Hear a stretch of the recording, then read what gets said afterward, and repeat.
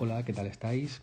Continuamos en este caso con un problema de campo magnético en el que nos piden que analicemos el movimiento de una partícula cargada en una región del espacio donde existe un campo magnético de 600 Gauss perpendicular a su velocidad. Nos dice que la partícula describe una trayectoria como la que está dibujada en el gráfico, la que está indicada con la flecha roja, entra en la zona del espacio donde existe un campo y sale habiendo descrito una semicircunferencia a una distancia de 2 centímetros del punto de origen. Nos dice que determinemos la carga de la partícula y la velocidad a la salida. Lo primero que tenemos que hacer es observar que el campo magnético me lo dan en Gauss, tengo por lo tanto que convertirlo en Tesla, me dan el factor de conversión o me dan la relación entre ambas unidades, por lo tanto simplemente tendría que establecer o diseñar mi correspondiente factor de conversión y calcular el valor de Tesla a los que equivale esos Gauss. Bien, ya lo tenemos por aquí. ¿Qué más podemos deducir del enunciado? Bueno, me dan un tiempo, este tiempo que tenemos por aquí es el tiempo que tarda la partícula en describir esa semicircunferencia, de modo que si la partícula efectuara la circunferencia completa, podríamos deducir de este tiempo el correspondiente periodo de ese movimiento simplemente multiplicando 2 veces ese tiempo del que obtenemos directamente el valor de el periodo del movimiento supuesto circular. Ese periodo es el que yo voy a utilizar para poder sustituirlo en las ecuaciones de movimiento, en las ecuaciones que me explican o que me ayudan a entender el movimiento de esta partícula en este campo. Bien, tenemos el campo magnético, tenemos el valor del periodo, pues lo primero que tenemos que hacer de forma directa es poder calcular el valor de la carga.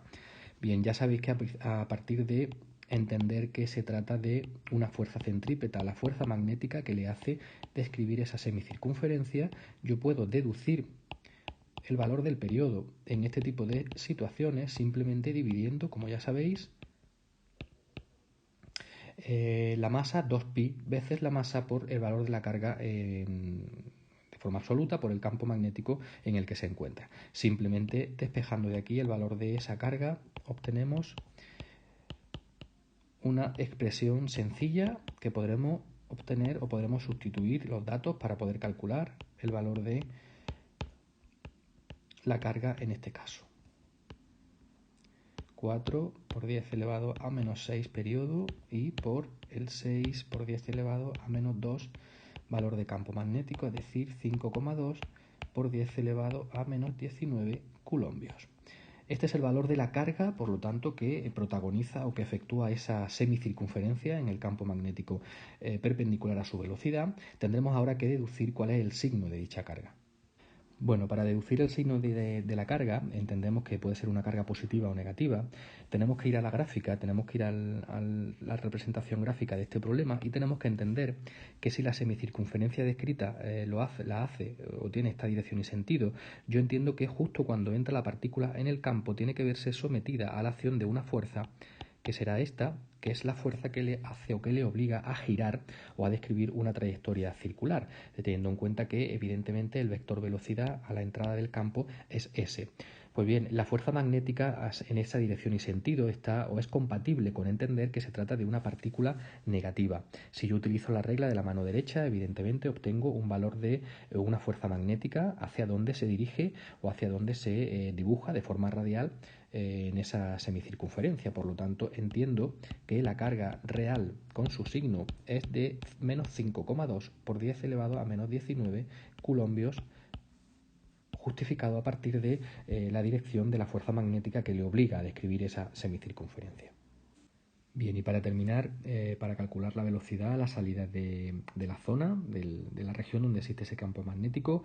puedo hacerlo de varias formas. Yo en principio voy a entender, como he hecho en el apartado anterior, que la fuerza magnética actúa de fuerza centrípeta y que obliga a esa partícula a describir esa circunferencia, y a partir de esa igualdad yo puedo deducir, como conocéis o como ya sabéis, la expresión de el radio de dicha trayectoria, expresión de la cual puedo despejar la velocidad y sustituir los datos de los que dispongo para poder calcular su valor. Bien,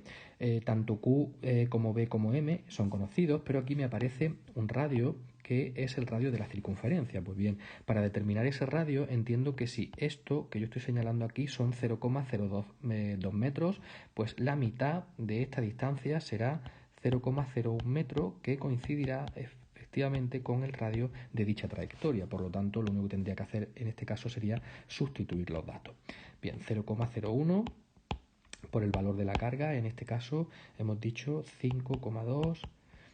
por 10 elevado a menos 19, el valor de campo magnético 6 por 10 elevado a menos 2, y todo esto dividido entre el valor de la masa 2 por 10 elevado a menos 26. Operamos y obtenemos aproximadamente unos 15.600 metros por segundo de valor de la velocidad. Bien, esta velocidad también se podría haber calculado de otra manera, simplemente entendiendo que